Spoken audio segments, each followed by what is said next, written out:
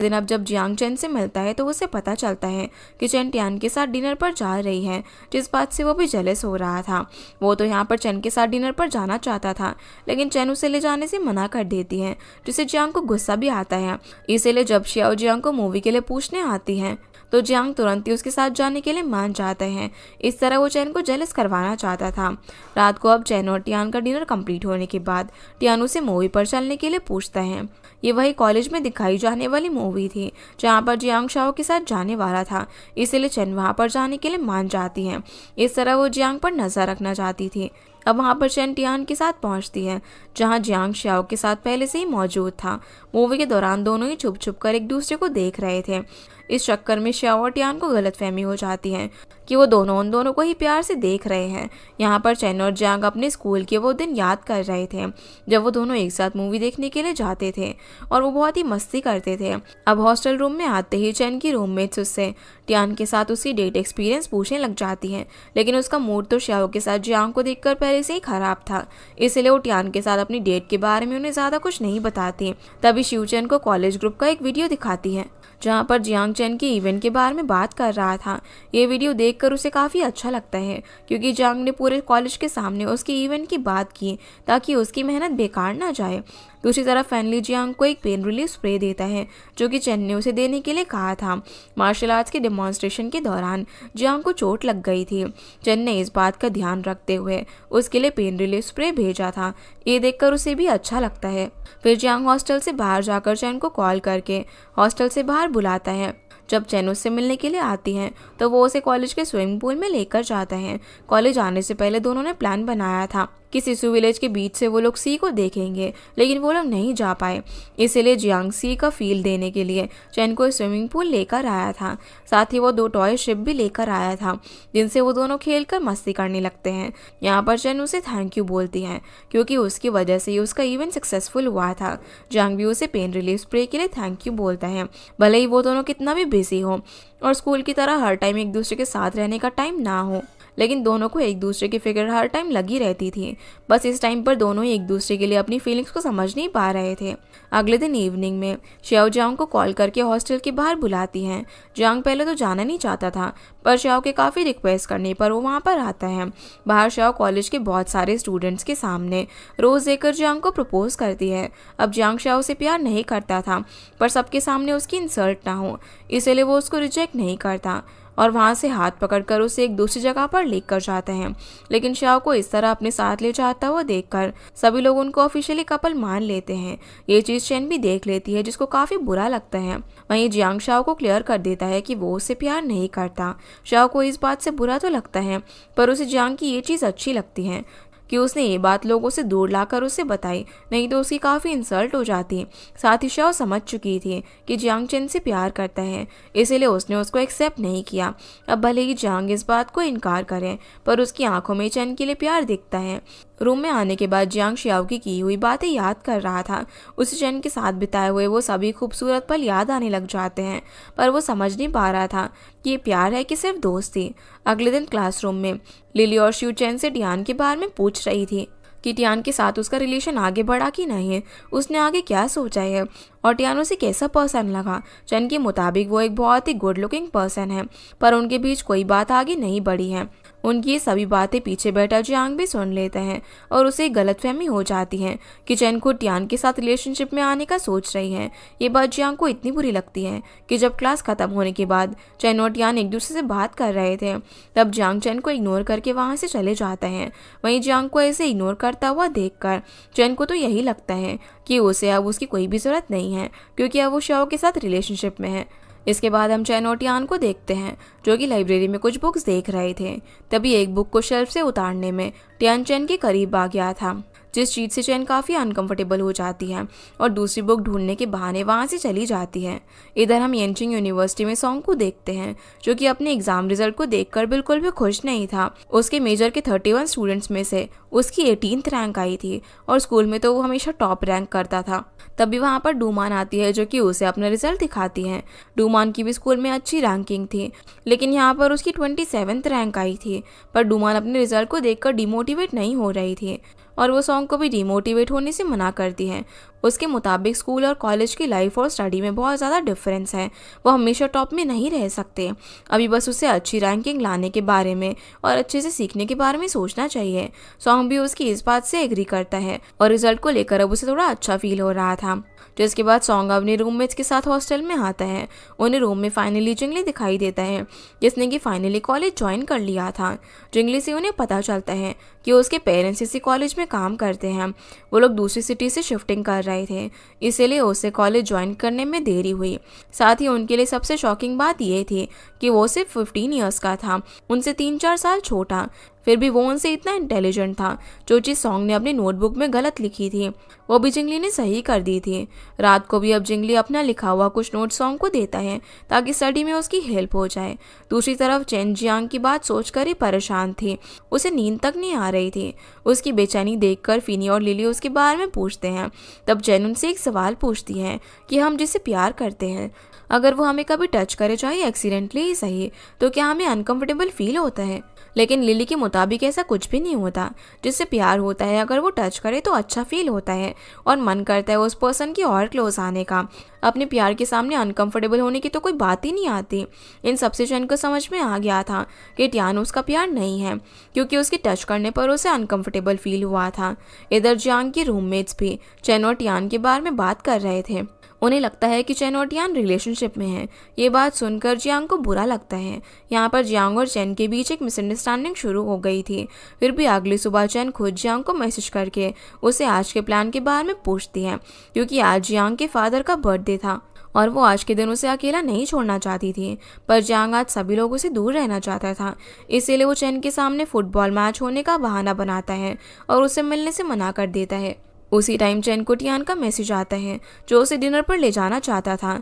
चैन सोचती है कि अगर जियांग फुटबॉल खेलने के लिए जा रहा है तो वो अकेला तो नहीं होगा, इसलिए वो टियान के साथ डिनर पर जाने के लिए मान जाती है। पर रियलिटी तो कुछ और ही थी। जियांग अपने फादर को याद करके अंदर से बहुत दुखी था। उसे अकेला भी फील हो रहा था, इसीलिए वो सॉन्ग को कॉल करता है। सॉन्ग भी उसकी आवाज़ सुनकर समझ जाता है कि वो अपने फादर को याद करके दुखी है, इसीलिए वो जियांग को आज के दिन अकेले रहने से मना करता है। उसके मुताबिक अकेले रहने से किसी दुख को झेलना बहुत ही मुश्किल हो जाता है। ऐसे टाइम पर जियांग को अपने दोस्तों के साथ टाइम स्पेंड करना चाहिए। अभी वो तो उसके पास नहीं है, पर चैन उसके पास है। पर यहाँ चैन का नाम सुनते ही जियांग उसका कॉल कट कर देता है। उसी टाइम सॉन्ग को शी का मैसेज आता है जो उसे फोटो एग्जीबिशन में चलने के लिए पूछती है, जिसके लिए वो उसे तुरंत ही हाँ बोल देता है। आजकल उसे शी के साथ टाइम स्पेंड करना अच्छा लगता था।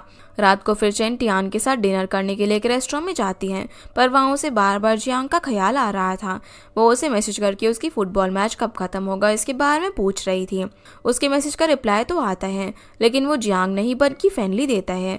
जियांग अपना फ़ोन ले जाना भूल गया था और फैनली से उसे पता चलता है कि आज तो कोई भी फुटबॉल मैच नहीं है और जियांग अकेले फुटबॉल ग्राउंड की तरफ गया है।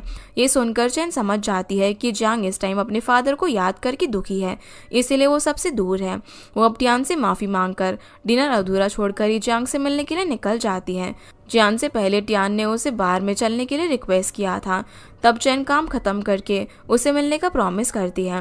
वहीं शी सॉन्ग को उसके फ्रेंड की फ़ोटो एग्जीबिशन में लेकर आई थी, जहां पर सॉन्ग को पता चलता है कि उस एग्जीबिशन में शी की भी कई सारी फ़ोटोज़ डिस्प्ले हुई है।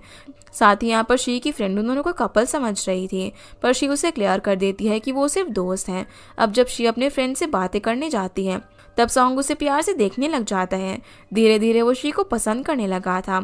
उसे उसकी कंपनी भी काफ़ी पसंद आ रही थी। कुछ देर बाद शी उसके पास आती है और अकेले बात करने के लिए उसे वहाँ के एक सीटिंग एरिया में लेकर जाती हैं, जहाँ वो सॉन्ग को चाइनीज़ लॉ मेजर से लिटरेचर मेजर में ट्रांसफ़र लेने के बारे में बताती है। उसने फैसला कर लिया था कि वो अपनी मदर के हिसाब से नहीं चलेगी। वो अपने राइटर बनने के ड्रीम को फॉलो करेगी, भले ही फ्यूचर में जाकर वो फेल हो जाएगी, लेकिन उसे इस बात की खुशी रहेगी कि उसने कोशिश पूरी की। उसके मुताबिक सॉन्ग को फिर भी अपनी ड्रीम को पूरा करने के लिए अपने पेरेंट्स का सपोर्ट मिला है, इसीलिए उसे एक एग्जाम की रैंकिंग को देखकर हिम्मत नहीं हारनी चाहिए। इस रैंकिंग से ये साबित नहीं होता कि सॉन्ग अच्छा स्टूडेंट नहीं है। उसे कोशिश करते रहना होगा। सॉन्ग भी उसकी इन बातों से एग्री करता है। दूसरी तरफ चेन को जियांग फुटबॉल ग्राउंड में अकेला बैठा हुआ दिखता है, जिसके बाद वो उसके पास जाकर बैठ जाती है और उसके लिए बहुत सारे स्नैक्स भी लेकर आई थी, बिल्कुल उसी तरह जैसे कि जियांग स्कूल टाइम में उसके लिए स्नैक्स लाता था। यहाँ पर जियांग को आज उसकी पसंद का स्कूल टाइम वाला स्नैक नहीं मिल रहा था। तब चेन उसे न्यू स्नैक्स ट्राई करने के लिए बोलती है, पर जियांग के मुताबिक कुछ पुरानी चीज़ें उनके लिए परफेक्ट होती हैं, उन्हें रिप्लेस नहीं किया जा सकता। इन्हीं बातों ही बातों में चेन को पता चलता है कि जियांग ने शाओ का प्रपोजल रिजेक्ट कर दिया था और जियांग को पता चलता है कि चेन टियान से प्यार नहीं करती है। ये सब मिसअंडरस्टैंडिंग क्लियर होने के बाद दोनों को बहुत ही अच्छा लगता है। उसी टाइम चेन को टियान का कॉल आता है, जो कि उसके लिए बार में वेट कर रहा था, पर चेन इस टाइम जियांग के साथ टाइम स्पेंड करना चाहती थी, इसीलिए वहाँ पर जाने से मना कर देती है। उसे बुरा तो लग रहा था क्योंकि बार में जाने के लिए उसने टियान से प्रॉमिस किया था। फिर चेन जियांग को बाय बोलकर हॉस्टल जाने के लिए निकलती है, पर जाने से पहले वो उसे अचानक से हक करती है ताकि उसे ये फील ना हो कि उसके फादर के जाने के बाद वो अकेला पड़ गया है। अब फर्स्ट टाइम जियांग भी उसे प्यार से होल्ड करने वाला था, पर उससे पहले ही चेन वहाँ से चली जाती है। इस बात से जियांग को थोड़ा एम्बैरेसिंग फील होता है। उसे समझ नहीं आता कि वो चेन को क्यों प्यार से टच करने वाला था। फिर जब चेन जियांग से मिलकर हॉस्टल आ रही थी, उसे हॉस्टल के बाहर टियान खड़ा हुआ दिखता है, जो उसे अपनी फीलिंग्स बताकर प्रपोज करता है। वो आज सोच कर तो आया था कि वो डिनर पर या फिर बार में उसे अच्छे से प्रपोज करेगा, पर वहाँ उसे चेन का बिहेवियर देखकर रियलाइज हुआ कि चेन को किसी और के लिए फीलिंग है। उसे हर टाइम उस पर्सन की फिक्र रहती है। अब जब चेन के दिल में उसका कोई भी हक नहीं है, तो उसकी चीज़ों में भी उसका कोई भी हक नहीं बनता। इसीलिए वो चेन को उसकी न्यूरोसाइकोलॉजी की बुक लौटा देता है, जो कि उसने स्कूल के बुक क्रॉसिंग इवेंट में ली थी। बुक वापस लेकर चेन भी टियान से माफ़ी मांगती है। उसके मुताबिक वो टियान के लिए कुछ भी फील नहीं करती है और उस पर्सन के लिए उसके दिल में जो फीलिंग है वो उसमें बहुत ही कंफ्यूज है। ये कहकर वो हॉस्टल के अंदर चली जाती है और टियान वहीं पर खड़ा होकर उस टाइम को याद करता है जब उसने स्कूल में पहली बार चेन को देखा था। उसे पहली नज़र में चेन से प्यार हो गया था। अब हर किसी की किस्मत में पहला प्यार कामयाब नहीं लिखा होता। इधर चेन भी जब अपने रूम में जाती हैं तो उसके फ्रेंड टियान के साथ उसकी डिनर डेट की गॉसिप सुनने के लिए एक्साइटेड थे, पर जब वो उनसे टियान को रिजेक्ट करने के बारे में बताती है तो सभी लोग बहुत ज़्यादा डिसअपॉइंट हो जाते हैं। उन्हें तो चेन और टियान की जोड़ी परफेक्ट लगती थी, लेकिन चेन तो यहाँ पर जियांग की बात याद करके स्माइल कर रही थी जब जियांग ने उसे कहा था कि कुछ पुरानी चीज़ें कभी भी रिप्लेस नहीं हो सकती, वही हमारे लिए परफेक्ट होती है। चेन को ऐसा फील हुआ जैसे जियांग इनडायरेक्टली उसके बारे में ही बात कर रहा था।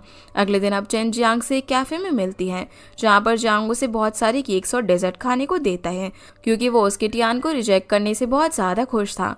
अब तक चेन ने सॉन्ग और टियान को रिजेक्ट किया था, इसीलिए जियांग उसे जानना चाहता था कि उसे किस टाइप का बॉयफ्रेंड पसंद है, पर चेन उसे इस बारे में कुछ भी नहीं बताती। उसी टाइम चेन को शी का मैसेज आता है, जो उसे वेकेशन में उसके और सॉन्ग के साथ एक ट्रिप पर चलने को कहती है।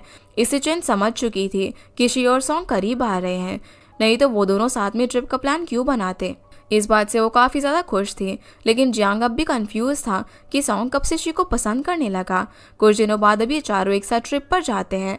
वहाँ पर जियांग और चेन प्लान बनाते हैं कि जितना टाइम हो सके उतना टाइम सॉन्ग और शी को अकेले में बिताने देंगे, तभी उनके बीच बातें आगे बढ़ेंगी, वो एक दूसरे के करीब आएंगे। उसके बाद जब दोनों लड़के और दोनों लड़कियाँ अलग अलग थे तो शी चेन से उसके और जियांग के रिलेशन के बारे में पूछती हैं, पर उनके बीच तो कोई भी बात नहीं थी, वो दोनों तो अब भी दोस्त ही थे। दूसरी तरफ सॉन्ग भी जियांग से पूछते हैं कि उसके दिल में चेन के लिए क्या फीलिंग है, पर जियांग थोड़ा बहुत तो उसके लिए फील कर रहा था। वो अपने दिल की बात चेन को बताने से डर रहा था कि कहीं वो उसे दोस्ती ही ना तोड़ दे, जैसे कि उसने सॉन्ग के प्रपोज करने पर किया था। कुछ देर बाद ये चारों अब बाहर घूमने जाने वाले थे, लेकिन यहाँ जियांग और चेन एक प्लान बनाकर अपने कपड़ों को पानी से गीला कर लेते हैं और उन दोनों के सामने बहाना बनाते हैं कि वो दोनों पहले घूमने चले जाएं और वो दोनों कपड़े बदलकर उनको थोड़ी देर में ज्वाइन करेंगे।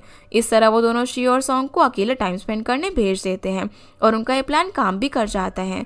शी और सॉन्ग के बाहर जाने के बाद चेन अपनी रूम के बेड पर लेट जाती है, तभी वहाँ पर जियांग आकर उसके बेड पर लेट जाता है, जिसके बाद शी और सॉन्ग को करीब लाने के लिए वो चेन को कुछ और प्लान्स के बारे में बताने लगता है। लेकिन बातों ही बातों में दोनों थोड़ा करीब आ गए थे और एक दूसरे को प्यार से देखने लग जाते हैं। अचानक दोनों इस चीज़ से काफ़ी एम्बैरेस फील कर रहे थे, जिसके बाद जियांग कुछ बहाना करके अपने रूम में चला जाता है और इसी के साथ हमारा ये एपिसोड यहीं पर ख़त्म होता है। तो गाइस ये थी आज की वीडियो एंड आई होप आप लोग को ये वीडियो पसंद आई होगी, तो इस वीडियो को लाइक कर चैनल को सब्सक्राइब जरूर कीजिएगा। आपसे फिर मिलते हैं इस ड्रामा के अगले एपिसोड में, तब तक के लिए गुड बाय।